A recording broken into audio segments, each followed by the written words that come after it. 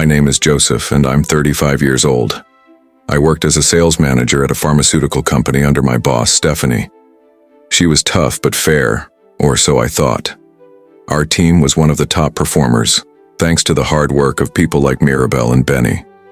I was proud of what we had achieved, and I thought Stephanie appreciated our efforts. But over time, I started to notice that Stephanie would often take credit for our ideas in meetings, and she would sometimes undermine our contributions in front of clients. At first, I tried to brush it off, thinking maybe she just needed to assert her authority. But as it kept happening, I realized that something wasn't right. I began to feel undervalued and unappreciated, and I started to wonder if I was just being too sensitive. One day, I decided to talk to Stephanie about it. I wanted to understand why she was behaving this way, and hopefully find a way to resolve the issue. But little did I know this conversation would set off a chain of events that would change my career forever. I sat in Stephanie's office trying to explain my concerns about her behavior. "Stephanie, I wanted to talk to you about the last meeting," I said. "When you presented our idea to the client, you didn't mention my team's contribution. It felt like you were taking credit for our work." Stephanie leaned back in her chair, her expression unreadable. "Joseph, you're being too sensitive," she said. "I'm just trying to get the job done." I pressed on, trying to make my point clear. "It's not just about the last meeting. It's a pattern, Stephanie. You've been doing this for months now. You're undermining our contributions and taking credit for our ideas." Stephanie's expression turned cold. "I don't know what you're talking about, Joseph," she said. "You're just not used to working in a high-pressure environment." I felt a surge of frustration. "That's not fair, Stephanie," I said. "I'm just trying to do my job and contribute to the team." Stephanie leaned forward, her voice firm. "Joseph, I expect you to support me in the company. If you can't do that, maybe you're not the right person for this job." I left her office feeling frustrated and demotivated. I knew I had to do something, but I wasn't sure what. Over the next few weeks, I noticed more and more instances of Stephanie's unfair practices. She would give credit to other team members for my ideas, and she would undermine my authority in front of clients. I felt like I was being pushed out of my own team. I knew I had to take action, but I was scared of the consequences. I started to document everything, keeping a record of all the instances where Stephanie had taken credit for my work or undermined my authority. I knew it was a risk, but I felt like I had no other choice. I couldn't take it anymore. The constant undermining, the lack of recognition, the unfair treatment. I decided to schedule a meeting with Stephanie to discuss my concerns. I prepared for days, gathering my thoughts and organizing my points. I wanted to be clear and concise, but also firm and assertive. As I sat down in her office, I took a deep breath and began. "Stephanie, I need to talk to you about something that's been bothering me for a while now," I said. "I feel like you're not giving me the recognition I deserve for my work.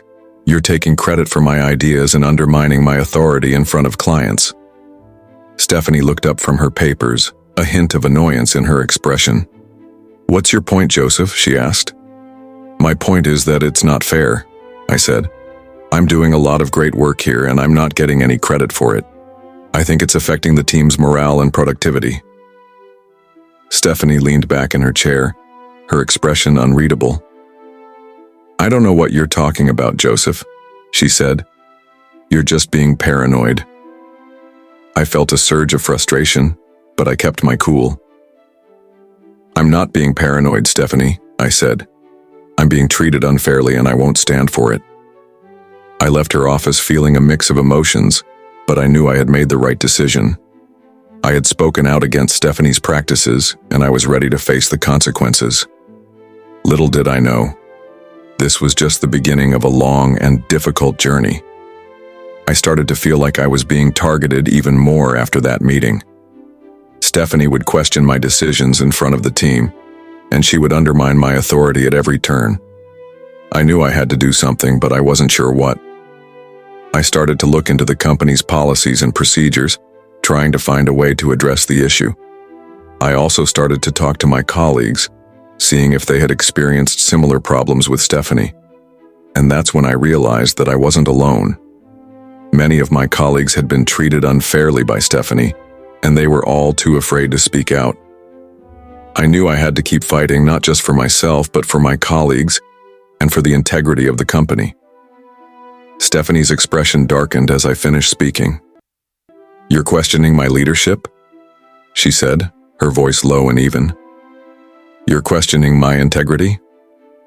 I stood my ground, despite the growing tension in the room. "I'm just trying to bring some issues to light, Stephanie," I said.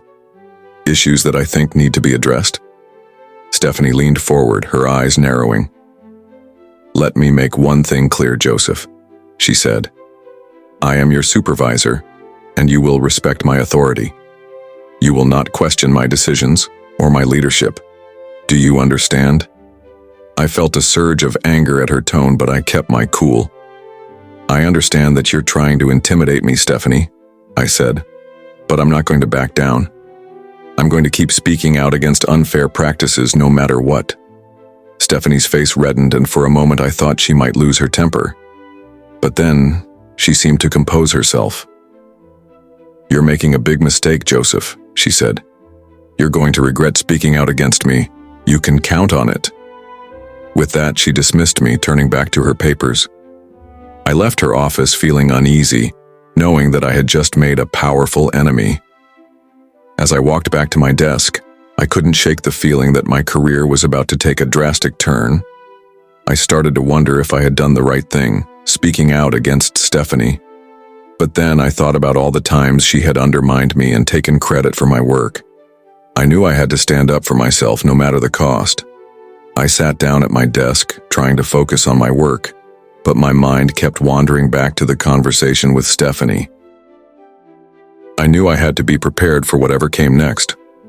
I started to think about my options, wondering if I should go to HR or talk to someone higher up in the company. But for now, I just sat there, waiting to see what would happen next. Weeks turned into months, and the situation at work only got worse.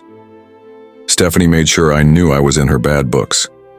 She started giving me menial tasks, and I could sense she was trying to undermine my confidence. I tried to stay focused, but it was hard.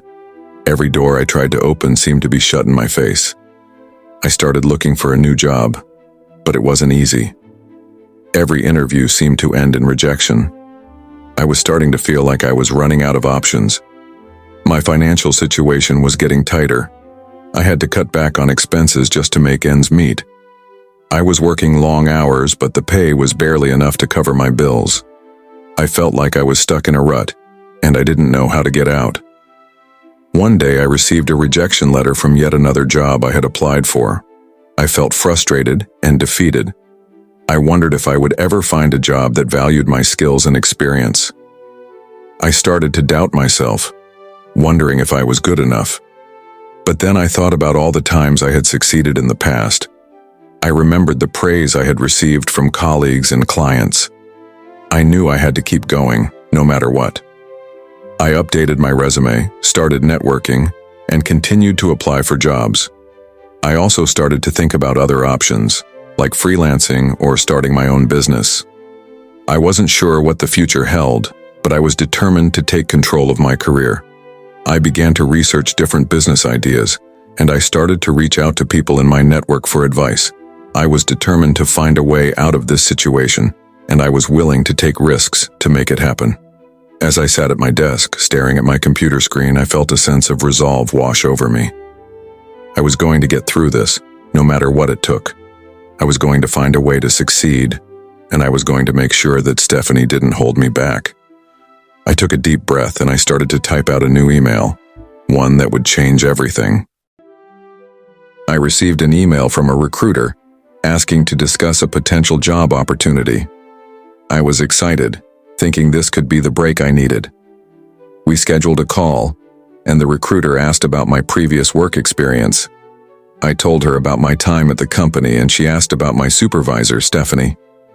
I hesitated, unsure how much to share. But the recruiter pressed on, asking if I had any issues with Stephanie. I decided to be honest, explaining the situation and how it had affected my work. The recruiter listened attentively and then dropped a bombshell. "Joseph, I need to tell you something," she said. "I spoke to Stephanie, and she gave you a bad reference." I felt a punch to the gut. "What do you mean?" I asked, trying to keep my cool. "She said you were difficult to work with and that you didn't meet your targets," the recruiter replied. I couldn't believe it. Stephanie had sabotaged me, damaging my reputation and potentially ruining my career. I asked the recruiter if she could tell me more, and she explained that Stephanie's reference had been a major factor in the company's decision not to move forward with my application. I felt a wave of anger and frustration. How could Stephanie do this to me? I thought we had parted ways on bad terms, but I didn't think she would stoop this low. I realized I had to take action. I couldn't let Stephanie's bad reference define my career. I started to think about how I could address the situation, wondering if I should contact the company or try to clear my name. I knew it wouldn't be easy, but I was determined to fight back. I began to gather evidence documenting all the instances where Stephanie had undermined me or taken credit for my work. I knew I had to be prepared for a battle, but I was ready to take on the challenge. I was going to clear my name and restore my reputation no matter what it took. I finally got a chance to speak with the recruiter again, and I asked her to tell me more about the bad reference. "Can you show me what Stephanie wrote?" I asked. The recruiter hesitated but then sent me the email. I scanned the document, and my eyes widened as I read the words. Stephanie had written that I was difficult to work with, that I didn't take feedback well, and that I wasn't a team player. It was all lies. I felt a surge of anger and determination. I knew I had to take action. I couldn't let Stephanie's lies ruin my career. I asked the recruiter if she could put me in touch with the hiring manager, and she agreed. I scheduled a call with the manager and I prepared for the conversation. When the manager answered, I explained the situation and told her about Stephanie's unfair practices. The manager listened attentively and then asked me questions about my work and my experience. I answered honestly, and I could sense her skepticism fading away. "Thank you for telling me this, Joseph," she said. "We'll definitely take a closer look at the situation." I felt a glimmer of hope. Maybe, just maybe, I could clear my name and get the job. But I knew it wouldn't be easy. I would have to fight for it, and I was ready to do just that. I started to gather more evidence, talking to colleagues and gathering documents that would support my case. I was determined to prove that Stephanie's reference was unfair and that I was a valuable employee. I was going to take action, and I was going to make sure that Stephanie wouldn't get away with sabotaging me. I spent hours researching, planning, and preparing. I knew what I had to do, and I was ready to do it. I was going to fight for my career, and I was going to win. I started by gathering all my emails and documents from my time at the company. I organized them chronologically, making it easy to see the progression of events. I highlighted specific instances where Stephanie had taken credit for my work or undermined my authority. I also made a list of colleagues who had witnessed Stephanie's behavior, noting their contact information and what they could testify to. Next, I reached out to these colleagues, asking if they would be willing to provide a statement or testify on my behalf. Some were hesitant, fearing retaliation from Stephanie, but others were more than willing to help. I assured them that their identities would be protected and that we would only share their statements with the necessary parties. I also reviewed the company's policies and procedures, looking for any clauses that might support my case. I found a section on workplace bullying and harassment, which seemed relevant to my situation. I made a note to emphasize this point in my argument. As I gathered more evidence, I started to see a pattern of behavior from Stephanie. She had a history of taking credit for others' work and belittling her team members. I realized that I wasn't the only one who had suffered at her hands. With this new information, I felt more confident in my case. I was building a strong argument, and I was determined to see it through. I started to outline my argument, organizing my thoughts and structuring my case. I would present the evidence, highlight the inconsistencies in Stephanie's behavior, and demonstrate how she had damaged my career. I was ready to take action, and I was going to make sure that Stephanie was held accountable for her actions. I spent hours researching and preparing, knowing that this was just the beginning of a long and difficult battle. But I was determined to fight for my career and my reputation no matter what it took. I was going to prove that I was a valuable employee, and I was going to make sure that Stephanie wouldn't get away with sabotaging me. I had just finished preparing my case against Stephanie when I received an unexpected call from the company's HR department. "Joseph, we've received your complaint about Stephanie," the HR representative said. "We're going to investigate the matter, but we need you to come in for an interview." I was taken aback. I had expected to go through a formal process, but I wasn't prepared for it to happen so quickly. "Okay, I'm ready," I said. "When do you need me to come in?" The HR representative scheduled the interview for the next day, and I spent the rest of the evening preparing my testimony. But when I arrived at the office the next day, I was met with a surprise. Stephanie was sitting in the conference room, sipping coffee and smiling at me. "Good morning, Joseph," she said. "I'm glad we're doing this." I felt a surge of anger and frustration. Why was she being so calm and collected? Didn't she know the trouble she was in? The HR representative began the interview asking me questions about my complaints. But just as I was getting into the details, Stephanie's lawyer walked in and objected to the proceedings. "This is a kangaroo court," he said. "My client has been unfairly targeted, and we demand that this investigation be shut down."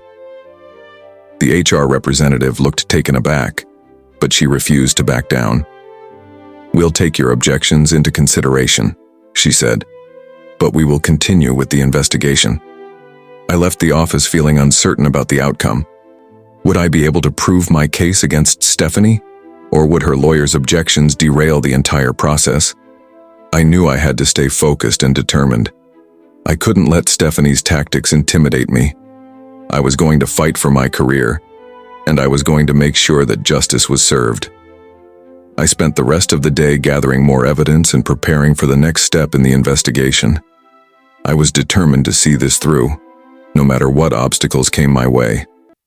I was going to prove that Stephanie was guilty of sabotaging me, and I was going to make sure that she was held accountable. I walked into the HR office determined to get answers. "Hi, I'm here about the bad reference I received from Stephanie," I said.